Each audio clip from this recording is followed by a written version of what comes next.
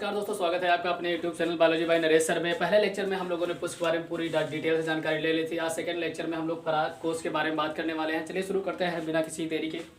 तो यहाँ पर पराग कोष का पहले स्ट्रक्चर देख लीजिए। कुछ इस प्रकार से आपका जो है पुष्प में पराग कोष पाया जाता है और इस पराग कोष में परागकण का निर्माण होता है। बच्चा, इस पराग कोष के अंदर काट के बारे में हम लोग जानकारी, यानी कि इस पराग कोष में किस प्रकार से परागकणों का निर्माण होता है, इसके बारे में फुल डिटेल से हम लोग जानकारी प्राप्त करने वाले हैं। ठीक है, अब हम क्या करेंगे बच्चा, इस पराग कोष को अंदर काटेंगे और जब काट लेंगे तो इसके अंदर की संरचना के बारे में जानेंगे। चलिए काटते हैं और फिर देखते हैं कि इसके अंदर कैसे क्या प्रक्रियाएं होती है। तो हम आपके सामने ही चित्र बना रहे हैं ताकि आप लोग भी समझ पाए कि इसका चित्र किस प्रकार से बनता है।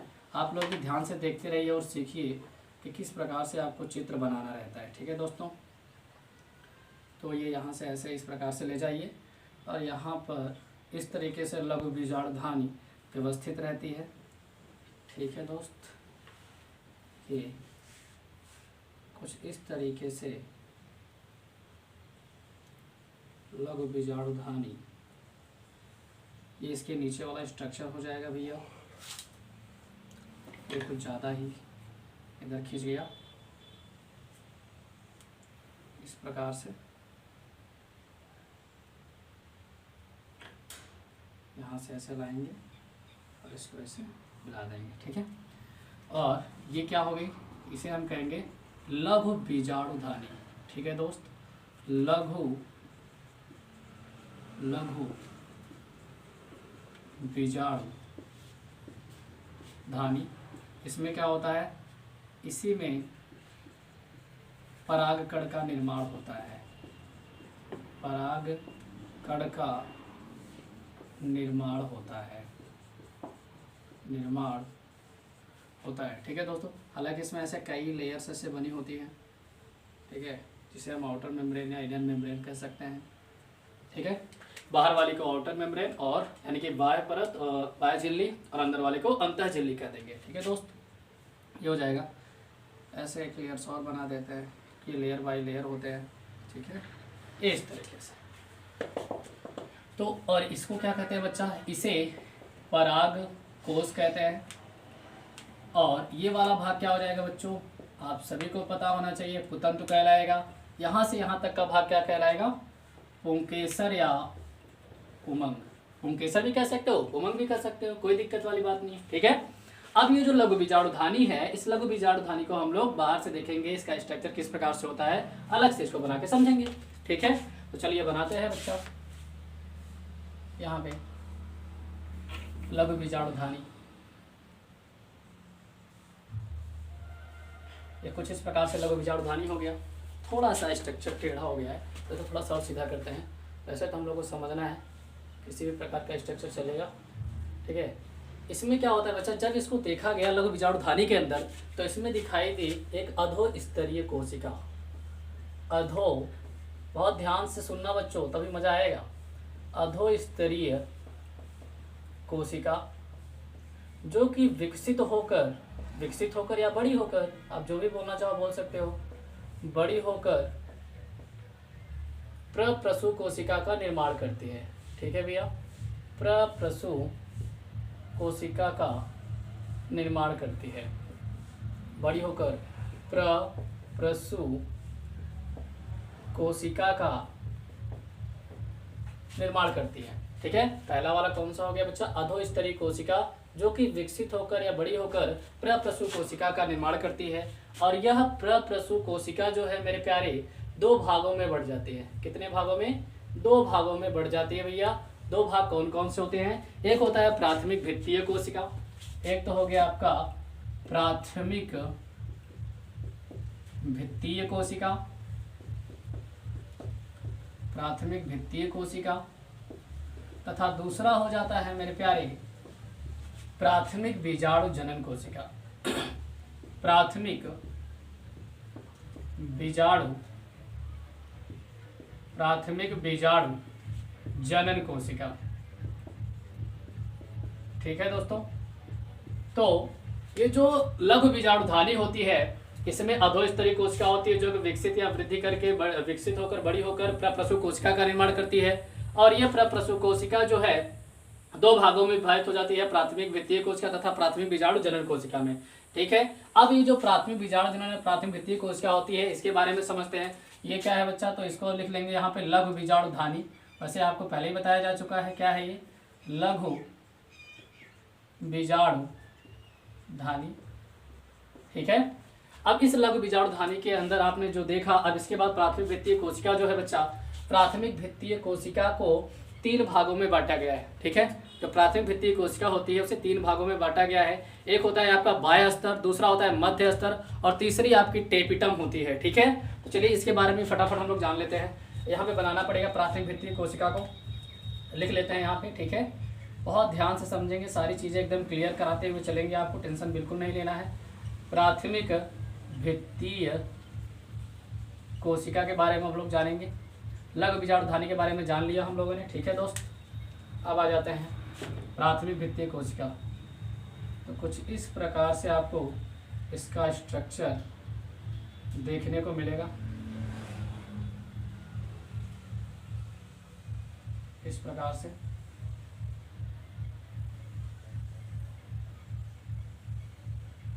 कुछ इस प्रकार से आपको स्ट्रक्चर देखने को मिलेगा। ठीक है, बहुत ध्यान से देखना कैसे चित्र बन रहा है, इंपॉर्टेंट चीजें हैं बच्चों, समझते चलना है।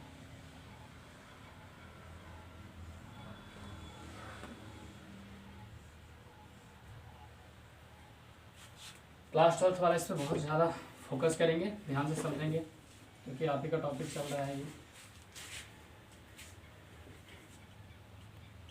कुछ इस तरीके से चित्र बनाने के पश्चात हम देखते हैं कि इसके नाम क्या क्या हो जाते हैं। तो ये जो पहला वाला है, पहली लेयर है, इसे हम लोग बाह्य स्तर कहते हैं, बाह्य स्तर हो जाएगा। ठीक है दोस्त, फिर ये जो है मिडिल वाला, इसे हम मध्य स्तर कहते हैं, मध्य स्तर। और ये जो लास्ट वाली परत आपको दिख रही है, इसे हम लोग टेपिटम बोल देते हैं, इसे टेपिटम बोलते हैं। ठीक है दोस्त, तो आ जाते हैं अब आगे। तो देखते हैं क्या कि भैया यहाँ पे जो टेपिटम है, टेपिटम में आपको छोटे छोटे दाने के समान लघु बीजाणु धानी दिखाई देंगे। ठीक है, सॉरी, लघु बीजाणु दिखाई देंगे। एक्चुअल में लघु बीजाणु धानी तो हो ही रहा है, इसमें ऐसे छोटे छोटे आपको लघु बीजाणु दिखाई देंगे। इस प्रकार से छोटे छोटे बहुत सूक्ष्म लघु बीजाणु दिखाई देंगे। ठीक है, ये छोटे छोटे लघु बीजाणु हो गए। अब यही लघु बीजाणु ही पराग कण के निर्माण के जिम्मेदार होते हैं मेरे भाई। ठीक है, ये जो टेपिटम के अंदर वाले भाग हैं, यानी कि जो आपको लघु बीजाणु छोटे छोटे दिखाई दे रहे हैं, यही पराग कण का निर्माण करते हैं।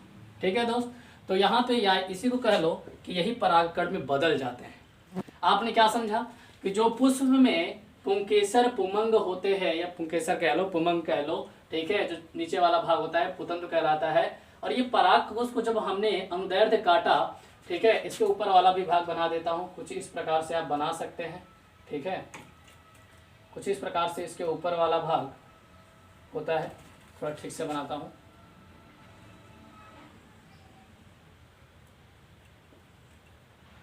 आप चाहें तो बहुत आसानी से इसके ऊपर वाला पार्ट ऐसे बना सकते हैं। ये ऊपर वाला भाग हो जाएगा परागकोश के ऊपर वाला भाग जो कटा हुआ है, और इसमें आपको लघु बीजाणु धानियाँ दिखाई दे रही हैं। और ये लघु बीजाणु धानी जो है, इसमें परागकण का निर्माण होता है। और लघु बीजाणु धानी जो हमने बाहर देखा, तो इसमें क्या क्या चीज़ें हमें दिखाई दी बच्चा।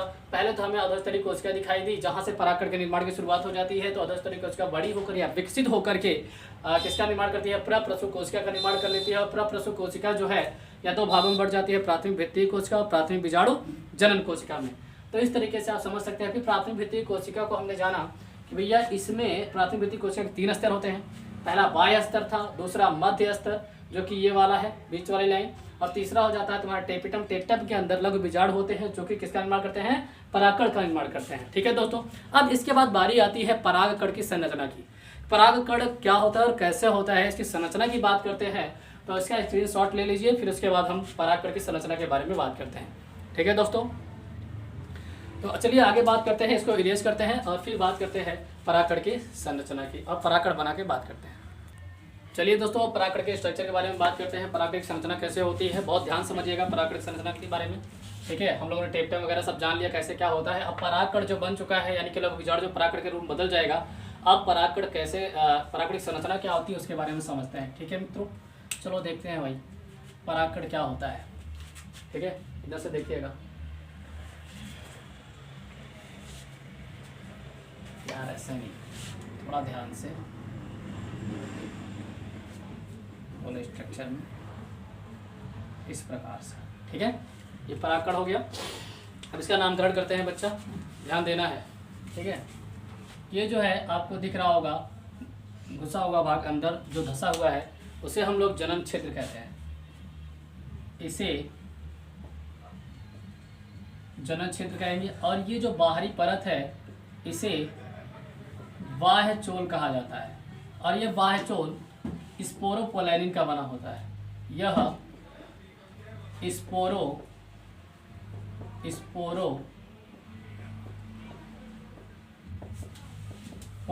का बना होता है। स्पोरोपोलैनिन का बना होता है। ठीक है दोस्तों, और इस स्पोरोपोलैनिन का जैविक अपघटन नहीं होता है। जैविक अपघटन नहीं होता है। ठीक है दोस्तों, और इसमें एक केंद्रक होता है। इसमें एक केंद्रक होता है जो कि आगे अभी विभाजित होगा। इसके अंदर वाले भाग को अंतःचोल कहते हैं। अंतःचोल कहेंगे, जो कि पेक्टोसेल्यूलोज का बना होता है।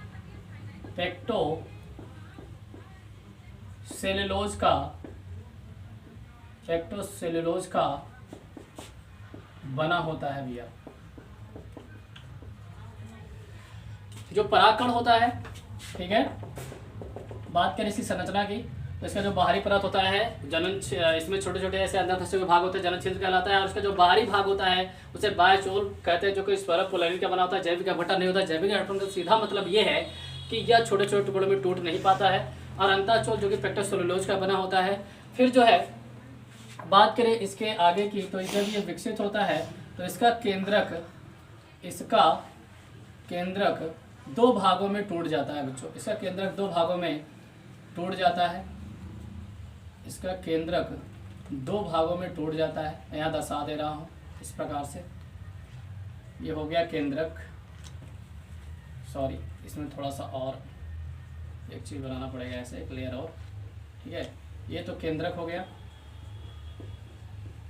और एक हो जाता है वर्धी केंद्रक, या जिसे कायिक केंद्रक भी कहते हैं। वर्धी केंद्रक या इसी को कायिक केंद्रक कहते हैं। ठीक है, इसी चीज़ को। और एक होता है जनन केंद्रक। एक होता है जनन केंद्रक।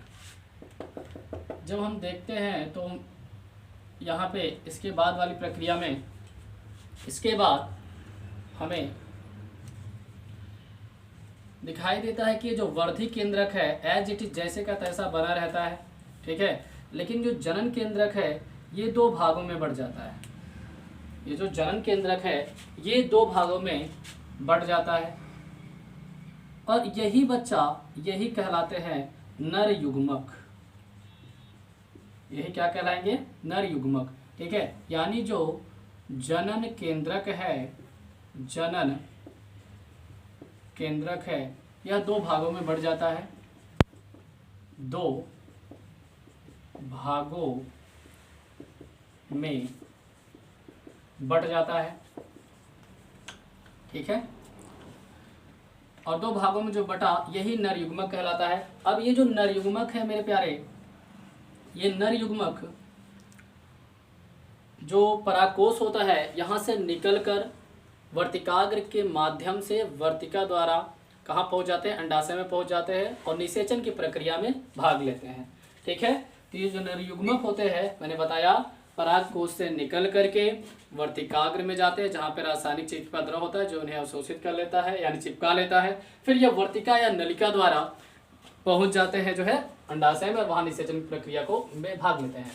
तो आपने देखा परागकण की जो संरचना थी, ये परागकण की संरचना है, इस प्रकार से परागकण होता है, इसमें जनन क्षेत्र होते हैं और बाह्य चोल जो होता है जो स्पोरोपोलिन का बना होता है, जो बाहरी परत होता है। दूसरा अंतःचोल होता है जो कि पेप्टोसेलुलोज का बना होता है और इसमें केंद्रक पाया जाता है। और यहाँ पे अगर दूसरे स्टेप में चले तो हमने देखा कि जो केंद्रक था दो भागों में बढ़ गया, एक वर्धी केंद्रक और जनन केंद्रक। वर्धी केंद्रक को कायिक केंद्रक भी कहा जाता है। और तीसरे स्टेप में हमने देखा कि जो ये जनन केंद्रक था दो भागों में बढ़ जाता है और यही दो भाग इसके नर युग्मक कहलाते हैं। ठीक है दोस्तों, तो ये रहा आपका पूरी तरीके से परागकण की संरचना तथा उसके कार्य। आपने देखा कि जो परागकोश था हमने उसको जब काटा तो परागकोश को काटने के बाद उसमें हमें क्या दिखाई दिया, लघु बीजाणुधानी। फिर लघु बीजाणुधानी के अंदर जब हमने देखा तो उसमें अधोस्तरी कोशिका दिखाई दी और वो अधोस्तरी जो कोशिका थी विकसित होकर या बड़ी होकर के प्रप्रसव कोशिका का निर्माण किया उसने। और प्रप्रसव कोशिका कितने भागों में विभाजित हो गई, दो भागों में विभाजित हो गई, प्राथमिक भित्तीय कोशिका और प्राथमिक बीजाणुजनन कोशिका। फिर प्राथमिक भित्तीय कोशिका को जो हमने देखा तो आप हमने पाया कि उसमें 3 स्तर दिखाई दिए हमें, बाह्य स्तर, मध्य स्तर, टेप्टम। टेप्टम के अंदर हमें क्या दिखाई दिया बच्चों, टेप्टम के अंदर हमें छोटे छोटे लघु बीजाणु दिखाई दिए जो कि परागकण का निर्माण करते हैं या परागकण बदल जाते हैं, आप ऐसा भी कह सकते हैं, कोई दिक्कत नहीं है। फिर हमने देखा अब परागकण जब बन चुका है तो परागकण की संरचना के बारे में हमने जाना। ठीक है, तो ये प्रक्रिया के द्वारा कुल मिला के देखा जाए तो परागकण बन जाता है और निषेचन प्रक्रिया में भाग ले रही। अब इसके आगे जो है अगले लेक्चर में आपको बताया जाएगा, सिखाया जाएगा। तो मिलते हैं अगली वीडियो में, तब तक के लिए जय हिंद दोस्तों।